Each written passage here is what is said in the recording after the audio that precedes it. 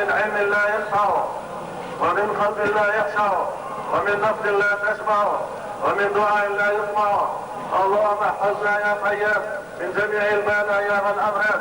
اللهم انا نسالك المعافاه في الدنيا وفي الاخره. اللهم عافنا من كل بلاء عظيم. ربنا اغفر لنا ذنوبنا واسرافنا في امرنا وثبت اقدامنا وانصرنا على القوم الكافرين. رب اغفر وارحم وانت خير الراحمين. اللهم ربنا اتنا في الدنيا حسنه وفي الاخره حسنه وقنا عذاب النار. اللهم ربنا اتنا في الدنيا